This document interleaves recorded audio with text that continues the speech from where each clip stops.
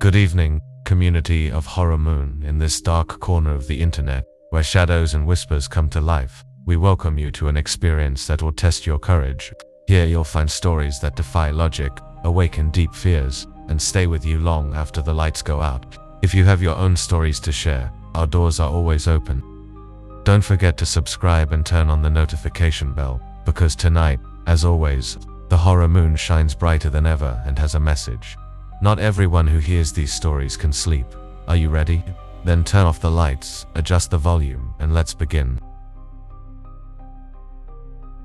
The first story is called The Mystery of the Fogman.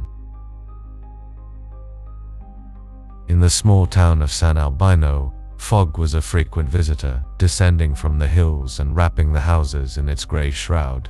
For years, the townspeople had considered it part of the scenery. However, in recent weeks, something had changed. Some claimed to have seen a tall, thin figure moving through the mist. Others swore they heard whispers coming from every direction. No one dared investigate, but the tales grew with each passing day. Marta, a young journalist who had recently moved to the town, decided to uncover the truth. Her professional instinct wouldn't allow her to ignore the rumors. One particularly foggy night, she grabbed her camera and flashlight and ventured into the nearby forest, where the mist was said to be the thickest. The silence was overwhelming, broken only by the crunch of her boots on the dry leaves.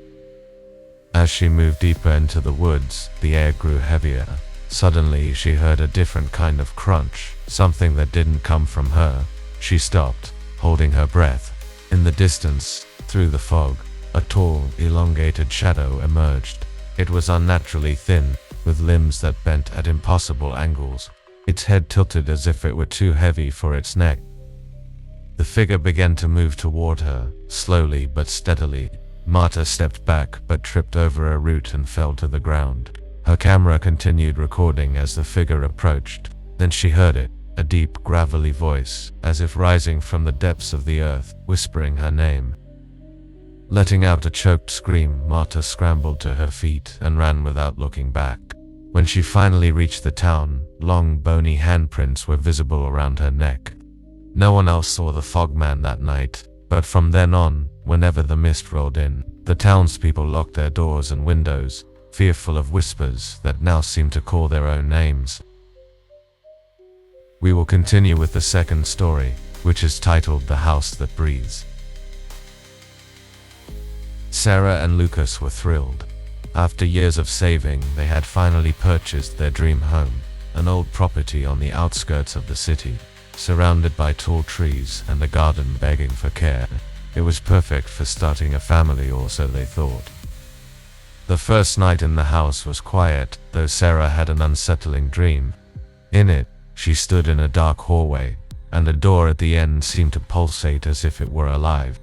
The next morning, while eating breakfast, Lucas mentioned hearing noises during the night, a rhythmic creaking that seemed to come from the walls.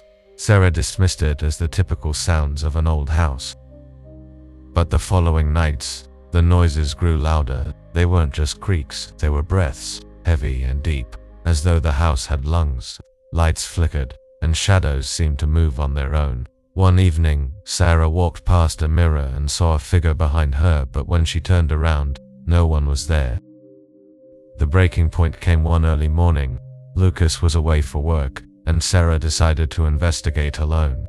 She followed the sound of the breaths, which led her to the basement. The door, always locked, now stood slightly ajar. Her heart pounded as she descended the creaking stairs. The basement was pitch black, but her flashlight illuminated something horrifying. The walls were covered in cracks that pulsed in rhythm with the breathing sounds. In the center of the room was a deep hole, exhaling cold, putrid air. Suddenly, Sarah felt something touch her shoulder. She screamed and ran but tripped. When she turned, she saw a shadowy humanoid figure emerge from the hole, its eyes glowing red and its mouth twisted into an unnaturally wide grin. Sarah escaped and called Lucas, who returned immediately. They decided to leave the house that night. When they returned the next day with workers to collect their belongings, they discovered something chilling. The basement walls now bore handprints, as if someone or something had been trying to claw its way out. The house remains there, waiting for its next occupants, breathing patiently. Finally, we move on to the third tale, called The Well of Voices. In the heart of a remote village stood a well that no one dared use, covered in moss and surrounded by a rusted iron fence. It was the subject of local legends. They said that anyone who peered into the well would hear voices urging them to jump.